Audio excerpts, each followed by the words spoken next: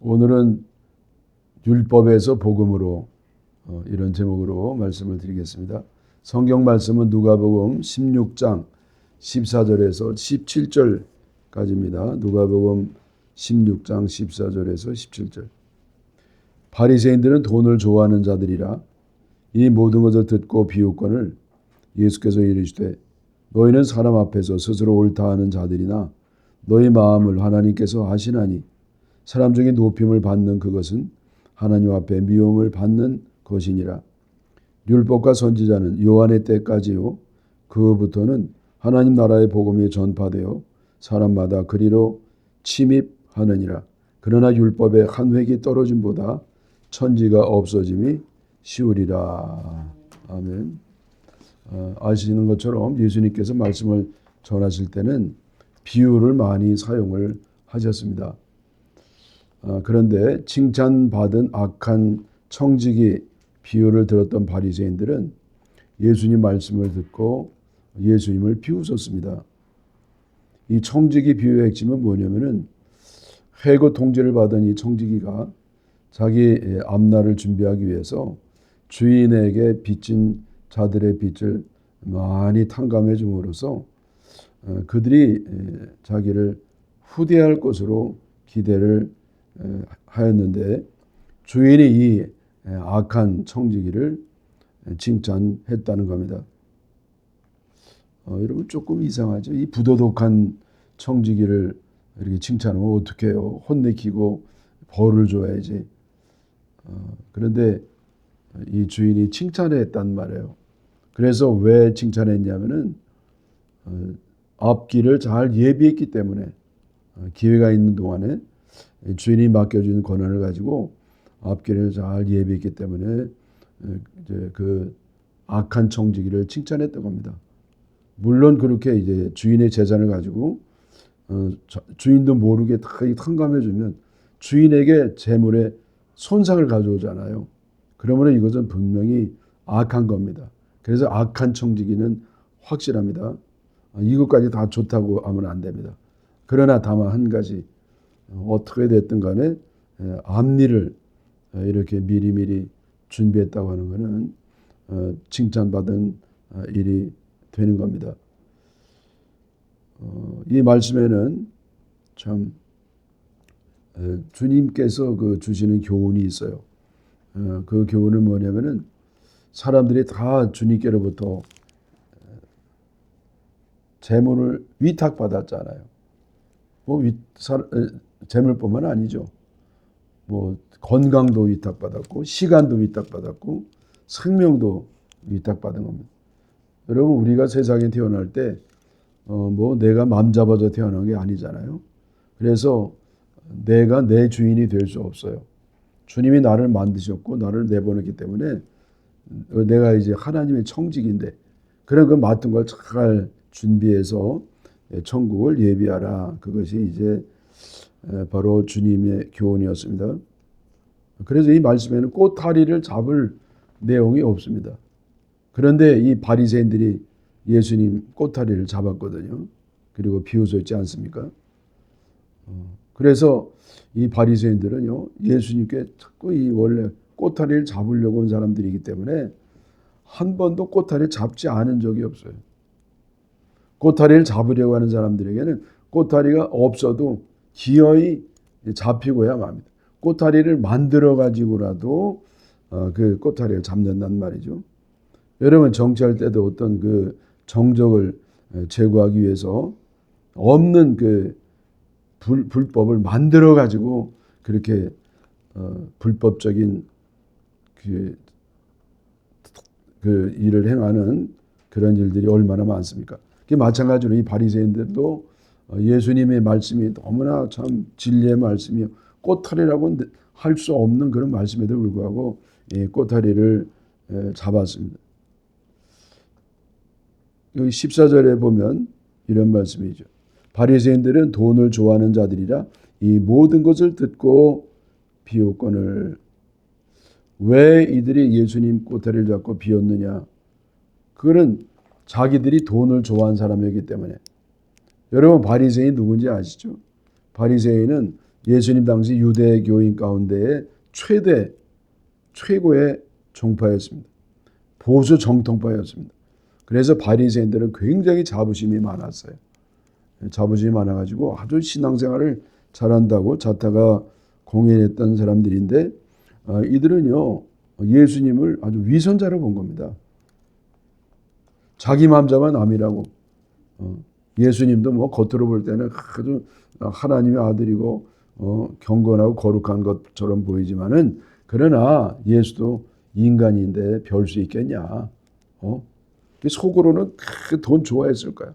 근데 돈을 그렇게 좋아하면서도 솔직하게 자기를 따르는 사람들에게 야 너희들 돈 많이 벌어라 이렇게 얘기하지 않냐고 하나님 맡겨진 돈을 가지고 천국을 예비하라고 하니까 이게 얼마나 참 위선적이냐 이렇게 비워졌던 것입니다. 돈을 싫어하는 사람이 어디 있냐? 사람들은 다 만문신을 섬기면서 돈의 노예가 되면서 살아가는 것인데 아니 돈을 사용해 가지고 하나님을 섬기라고 참 이런 어이없는 말을 하면 안 된다. 예수 너도 돈 좋아하잖아. 근데 무슨 말을 그렇게 하는 것이냐. 그렇게 하면서 예수님을 비웃었습니다.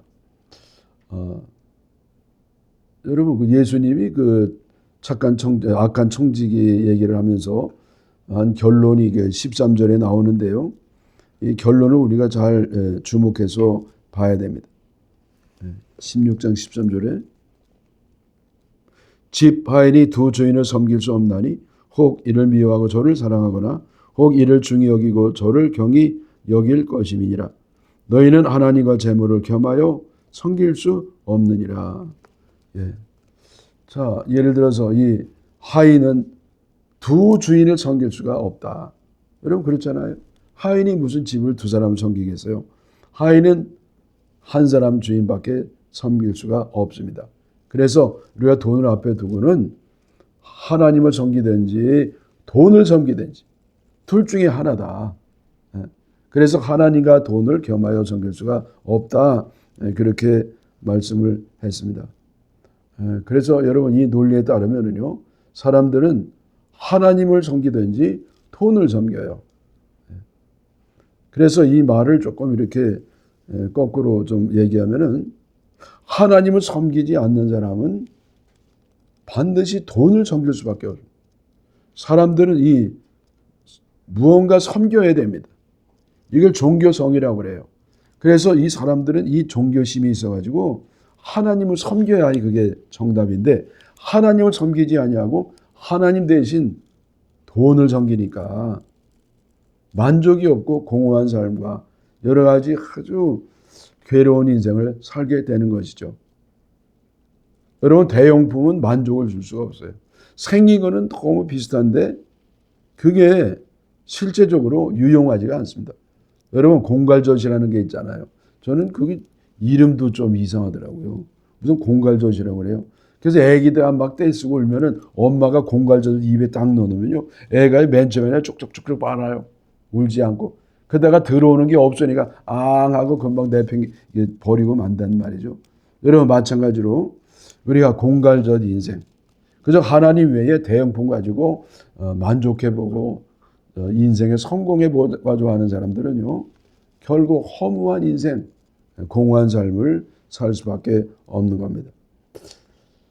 다시 본문으로 들어와서요. 이 바리새인들의 못된 이 반응에 대해서 예수님이 이제 말씀을 하시지 않겠습니까? 그래서 이제 누가복음 16장 15절 전반부에 예수께서 이르시되 너희는 사람 앞에서 스스로 옳다는 자들이라 그랬어요. 그래서 바리새인들은요. 어떤 사람들인가? 이들은 겉으로는 아주 경건해 보이지만은 속으로는 탐심이 가득한 사람들이었어요. 그래서 예수님도 그렇게 봤거든요.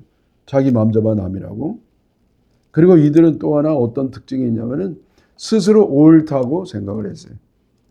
스스로 옳다고. 여기서 중요한 말은 뭐냐면 스스로예요. 자기에게 점수를 준 겁니다. 점수는 선생님이 주셔야지. 근데 자기가 자기에게 점수를 주고 자기를 판단한 겁니다. 자기는 옳다, 의롭다는 겁니다. 여러분 이 자기의라는 말을 우리가 많이 쓰는데 이 자기의의 원조가 누구냐? 이 바리새인들이에요. 이 자기는 의롭다고 생각했죠. 이 사람들이 왜 자기는 의롭다고 생각합니까? 율법을 철저히 지키려고 애를 썼으니까. 여러분 바리새인들이 다 100% 나쁜 건 아닙니다. 세상에 100% 나쁜 사람은 없어요.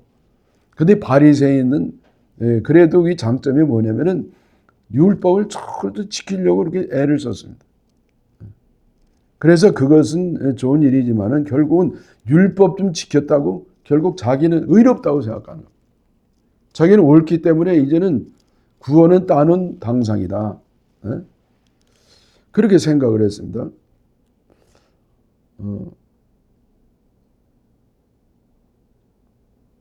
그래서 여기 이 율법을 스스로 잘 지킨다고 생각하는 이 바리새인들이 바로 잘못된 믿음을 갖게 되었습니다. 이게 자기가 율법을 잘 지킴으로 구원받는다고 하는 것은 결국 뭐와 연결되느냐? 자기 공로 믿음을 갖는 거예요. 그래서 구원받는 것은 하나님의 은혜로 순전히 하나님의 은혜를 주신 것이 아니라 자기가 노력을 해서 공로를 세워서 결국 구원받는다고 하는 잘못된 믿음을 갖게 되는 겁니다. 자, 그래서 여기 중요한 게 뭡니까? 이건 뭐냐면 자기가 생각하는 게 중요한 게 아닙니다. 하나님이 어떻게 보느냐가 중요합니다. 왜냐하면 사람들의 판단은 이건 잘못되기 쉽기 때문이에요. 특별히 자기가 자기를 판단할 때는 굉장히 점수가 후합니다. 그리고 남에게 잣대를 들이댈 때는 굉장히 엄격합니다. 그래서 대개 이게 틀려요. 근데 하나님만은 1.1획도 틀림이 없이 정확하기 때문에 하나님이 어떻게 보느냐가 중요합니다. 자, 그러면 하나님은 어떻게 바리새인을 보십니까? 그게 이제 또 이제 15절 중반에 나오는데 너희 마음을 하나님께서 아시나니 하나님 너희 마음을 안다는 겁니다. 너희는 너희들 스스로 옳다고 생각하지만은 하나님은 너희의 마음을 안다고 했어요. 여러분 사람들은요 겉으로밖에 볼 수가 없습니다. 그 속에 있는 마음을 그저 어렴풋이 짐작할 뿐이지 정확하게 그 마음을 꿰뚫는 사람은 없습니다. 근데 하나님은 아주 정확하게 보신다는 말이죠. 주님은 중심을 보십니다. 중심이란 마음의 진실을 말합니다. 중심은 마음의 진실이다. 하나님은 마음속에 들어있는 숨어있는 행위의 동기까지 다 보십니다. 그래서 아무도 하나님 앞에 자기의 마음을 숨길 수가 없습니다. 이 겉으로 드러난 말과 행동은 얼마든지 사람들을 속일 수 있습니다. 그러나 속에 들어있는 마음은 하나님의 빛의 조명 아래에서 다 드러나게 마련입니다. 그래서 하나님이 나를 어떻게 보시느냐? 여러분 이게 굉장히 중요한 겁니다. 그래서 여러분 우리가 무엇을 할 때요. 내 판단에 맞는 거, 이건 맞아. 내 합리와 상식대로만 할 것이 아니라 과연 하나님이 나를 어떻게 보실까? 하나님이라면 예수님이라면 과연 어떻게 이것을 판단하시고 통찰하시고 행동하시는가? 거기에 따르는 것이 지혜인 것입니다. 그러면 하나님이 보시는 바리새인의 속마음이 무엇입니까? 이것은 이제 후반절이죠. 16절 후반.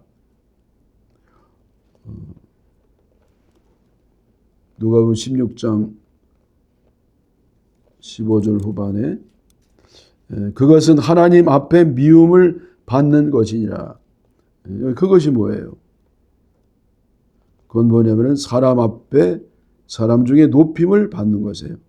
네. 그래서 여러분 여기 그 주님이 보실 때는요. 이 바리새인들이 아주 스스로 높임을 받았어요. 스스로 높임을 받으려고 그렇게 했었습니다. 여러분 스스로 높임을 받는 게 뭡니까? 이게 명예욕입니다. 그게 남들이 나를 아주 높게 아주 훌륭한 사람으로 봐주는 겁니다. 위대한 사람, 탁월한 사람, 아주 성자 같은 사람 그렇게 봐주기를 너무너무 바랬어요. 바리새인들은. 그게 겉으로는 굉장히 겸손한 척하면서 속에는 교만이 잔뜩 있어요. 교만. 여러분 그 율법은요 행동과 결과를 봐요. 속에 있는 마음은 보지를 않습니다. 그래서 율법이 있는 곳에는 위선과 교만이 있는 겁니다. 그 바리새인들이 그렇게 교만해졌어요. 그래서 이 앞에 있는 내용과 합해지면은 바리새인들의 마음은 뭐가 가득하냐? 바로 탐심, 돈을 좋아하는 탐심이 있고 또 하나는 높임을 받으려고 하는 명예욕, 이 두 가지가 있었습니다. 이 탐심과 명예심은 바리새인뿐만 아니라 모든 사람이 갖고 있는 본능입니다. 예수님을 안 믿는 세상 사람은 물론이고 존경받는 종교 지도자도 모두 다 갖고 있는 본능입니다. 물론 거듭나서 성령 충만한 사람은 예외입니다. 그들은 옛사람과 율법을 벗어버리고 새롭게 하나님의 거룩하신 성품을 입은 하나님의 자녀들입니다. 그러나 이 거듭나지 않는 성도들은 여전히 옛사람에 속한 원초적인 죄인에 불과한 것입니다. 그래서 여러분 이 사람들은요 얼마나 교회를 오래 다녔느냐, 직분이 뭐냐, 이런 것도 어느 정도 간접적으로 그 사람됨을 드러낼 수 있지만은 그러나 정말 중요한 것은요 그 마음 속에요. 정말 이 사람은 세례를 받고 중직자가 됐음에도 불구하고 아직까지 거듭나지 못해서 옛 사람에 속해 있느냐. 여러분 이 사람은 육에 속한 사람이란 말이에요. 그러나 교회 와가지고 아직 세례를 못 받았어도 정말 성령으로 거듭나서 하나님 성품을 갖고 있는 사람은 그 사람은 참 하나님의 자녀, 빛의 자녀로 하나님이 여겨주시는 사람인 줄로 믿습니다. 저는요 은퇴를 앞두고 여러분도 좀 아시는 분은 아시겠습니다만은 한 2, 3년 전부터 좀 괴롭힘을 받았어요. 누가 저를 그렇게 괴롭혔냐면 아주 열심히 앞장서서 충성했던 그러한 중직자들에게 좀 어려움을 겪었습니다. 물론 대다수 거의 다 모든 사람들이 저에 대해서 과분한 이런 은혜와 사랑을 베풀어 주셨지만은 그러나 몇 명은요 저에 대해서 아주 그렇게 괴롭혔습니다. 그래서 이들은 교인들에게요 저에 대한 아주 허위 사실을 유포해 가지고 저의 명예를 실추시켰습니다. 그리고 어떻게 전국 교회 주소록을 이렇게 이제 구해 가지고 그래서 이거를 가지고요 전국에 있는 큰 교회 저에 대해서 아주 그렇게 입에 담을 수도 없는 악한 그런 모습으로 저를 만들어 버렸어요. 그래서 제 명예는요 완전히 이제 땅에 떨어지고 말았습니다. 그래서 저는 그들이 아주 미웠습니다. 그리고 아주 괴로웠습니다. 물론 미워하지 않으려고 노력을 했습니다만은 아무래도 좀 미움이 남아 있고 그리고 괴로워하시려고 해도 또 괴로워하는 참 연약한 육신의 모습을 갖고 있었습니다. 그러나 그러다가 기도하는 중에 깨달았습니다. 아직도 내가 거듭났다고 하지만은 거듭나지 못했구나. 왜냐하면 명예욕을 버리지 못했기 때문입니다. 저도 모르게 무의식적으로 명예를 굉장히 중요하게 여겼거든요. 그럼 목사가 무슨 명예를 중요하게 돈을 중요시하겠습니까? 그건 상관이 없죠. 그러나 명예, 저에 대해서 아주 이렇게 좋지 않은 사람으로 소문이 나는 것은요. 그것만은 이렇게 제가 용납할 수가 없었습니다. 그러나 그래도 그것까지도 이제 깨져야 되는 거예요. 이것도 내가 아직 미흡한 것이구나. 사도 바울은요, 이 명예를 배설물처럼 여겼다고 해요. 배설물이 뭡니까? 똥이잖아요. 이 사도 바울은요, 명예를 아주 배설물처럼 여겼다고 그랬는데 나는 명예를 아주 보물단지로 여기면서 살았으니까 여러분 참 이게 얼마나 엉터리입니까? 그래서 제가 기도하는 가운데 회개하고 명예심을 버리기로 작정을 했습니다. 그랬더니 남이 나를 괴롭히는 것도 아주 안 괴롭지는 않아요. 그래도 참을 만은 했습니다. 그리고 마음에 평안이 찾아오게 되었습니다. 여러분 그래서 이 바리새인들은요 아주 겉으로는 겸손하고 세상을 초월하는 것처럼 보였지만은 주님이 볼 때는요 그냥 명예심으로 가득 찬 그런 사람들이었던 것입니다. 그래서 이 이어지는 말씀은 충격적인 말씀이잖아요. 사람 중에 높임을 받는 그것은 하나님 앞에 미움을 받는 것이니라. 사람 앞에 높임을 받는 것은 하나님께 미움을 받는 것이라는 겁니다. 여러분 저는요 그냥 사람들에게 높임 받는 것은 그것이 다인 줄 알았습니다. 근데 이 성경에 보니까 뭐라고 그래요? 우리 예수님이 직접 말씀하신 건데 이거는 하나님께 미움을 받는다는 겁니다. 여러분 사람들이 높임 받는 건 이게 뭐가 죄예요? 높임 받아야죠. 그래 여기서 높아지는 것이란 무슨 뜻이냐면은 높아지고 싶은 마음을 갖는 걸 말합니다. 높아지고 싶은 마음은 그래서 이 높아지는 마음을 갖는 것은 곧 하나님께 미움을 받는 것이다. 왜 그렇습니까? 그건 왜냐하면은 하나님께 돌아갈 영광을 내가 가로챘기 때문입니다. 자, 여러분 이게 무슨 말입니까? 그게 뭐냐면은 내가 뭔가 한 일이 있으면은요, 그건 내가 한 게 아니잖아요. 이거 하나님이 나 은혜로 주신 겁니다. 어떤 사람은 참 잘생겼다고 자랑합니다. 근데 자랑할 게 뭐 있어요? 자기가 기여한 게 뭐가 있냐고. 태어나 보니까 그렇게 돼 있는 겁니다. 하나님이 만들어 주신 것이죠. 머리 좋은 거 자랑합니까? 여러분 내가 머리 좋은 거 자랑한 게 뭐가 있어요? 그냥 DNA가 그래서 그렇게 된 겁니다. 여러분 내가 이 세상 뭔가 한 거 있어도요. 주님이 그걸 할 수 있는 능력과 재주를 주셨기 때문이에요. 그래서 내가 한 것 가운데 내가 한 것은 하나도 없어요. 모두 다 하나님이 주신 거예요. 네? 여러분 저도요 이제 대교회를 이루고 건축도 했습니다. 근데 제가 한 게 아니잖아요. 하나님 하셨고 저는 단지 그저 주님이 주신 은혜에 따라서 심부름만 했을 뿐입니다. 그리고 제가 좀 그래도 뭐 조금이라도 신앙 인격을 갖게 된 것은 그건 내가 한 게 아니라 순전히 성령의 은혜로 됐을 뿐이라 말이죠. 근데 여러분 왜 자랑합니까? 그럼 누가 거기에 대해 비판하면 왜 괴로워합니까? 나하고 상관이 없지 않습니까? 이게 상관도 없는데 내가 한 게 아닌데 모두 하나님이 하신 건데 왜 그걸 괴로워하냐 말이죠. 그건 왜 괴로워하냐면은 말로는 모든 영광 오직 주님께 돌립니다. 말할 때마다 기도할 때마다 고백할 때마다 그렇게 하지만은 실제적으로는요. 내가 했지. 누가 했어? 내가 했지. 내가 아니면 누가 해? 여러분 이렇게 스스로 자기를 높이기 때문에 결국은 괴로워하고 불만이 생기는 겁니다. 그래서 여러분 이 사람들에게 높임을 받은 것은 하나님께 미움을 받는 것이다. 이거는 단순히 그저 내가 높임을 받으려는 마음뿐만 아니라 하나님께 돌아갈 영광을 내가 가로채는 것이기 때문에 여러분 이것은 아주 중대한 죄가 되는 겁니다. 중대한 죄가 되는 거예요. 이 바리새인들은 스스로 생각하기를 율법을 잘 지켰기 때문에 구원은 따놓은 단상이라고 믿고 있었습니다. 그래서 예수님께서 교훈을 하시죠. 누가복음 16장 16절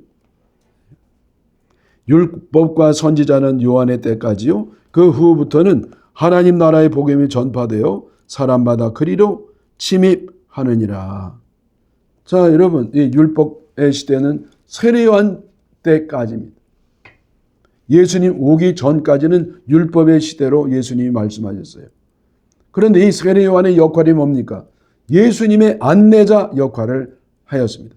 여러분 마찬가지로 율법은 바로 복음의 안내자입니다. 복음의 안내자. 복음에는 한계가 있습니다. 율법에는 한계가 있습니다. 율법으로는 구원을 받지 못합니다. 그러나 이 율법은 구원에 이르는 길, 복음으로 믿는 자를 인도합니다. 여러분 오해하지 마십시오. 율법은 결코 나쁜 게 아닙니다. 하나님이 만드신 것이기 때문에 반드시 필요합니다. 바리새인들이 율법을 과대평가한 게 문제지 율법은 구원받는데 반드시 필요합니다. 여러분 구원받는 게 무엇으로 됩니까? 복음을 듣고 믿을 때 구원을 얻습니다. 그러면 율법은 어떤 역할을 합니까? 율법은 그 복음을 믿기 전까지 사람들을 복음으로 이끌어가는 역할을 합니다. 율법의 법이라고 하면 복음은 은혜입니다. 율법이 정의라면 복음은 사랑입니다. 율법이 도덕이라고 하면 복음은 생명이 되는 겁니다. 그래서 이 복음은 거저 얻는 것이지만은 쉽게 얻는 것은 아닙니다. 여러분, 은혜는 공짜예요. 하리스라는 말이 이 원어로 뭐냐면은 거저 선물로 받는다는 겁니다. 그래서 여러분, 여기에 무슨 힘이 들어가는 것도 노력이 되는 것도 업적이 필요한 것도 아닙니다. 이 거저 되는 것이지만은 쉽지는 않아요. 침입해야 해. 여러분, 침입이 뭐 하는 겁니까? 이것은요, 모든 방해를 다 물리치고 그 안에 들어가서 원하는 것을 쟁취하는 것입니다. 쟁취, 전쟁을 통해서 얻는 겁니다. 영적 전쟁을 통해서 마귀와 악한 세력과 온갖 회방을 물리치고 적군을 물리치고 나서 영적 전쟁에 승리해서 비로소 얻는 것이 바로 복음인 줄 믿습니다. 자, 여러분, 그러나 여기 마지막 유념할 것이 있는데 17절 말씀이죠. 17절. 그러나 율법의 한 획이 떨어짐보다 천지가 없어짐이 쉬우리라. 여러분, 율법은요, 세상에 존재하는 동안에 유효하다는 말씀입니다. 또 마태복음 5장 18절에 진실로 너에게 이르노니 천지가 없어지기 전에는 율법의 1.1획도 결코 없어지지 아니하고 다 이루리라. 여러분, 율법은 절대 무시하면 안 돼요. 율법도요, 너무너무 귀한 겁니다. 율법은 구원에 이르는 길이요, 축복받는 집짐서인 줄로 믿습니다. 사랑하는 여러분, 율법을 철저히 지키시기를 축원합니다. 아멘.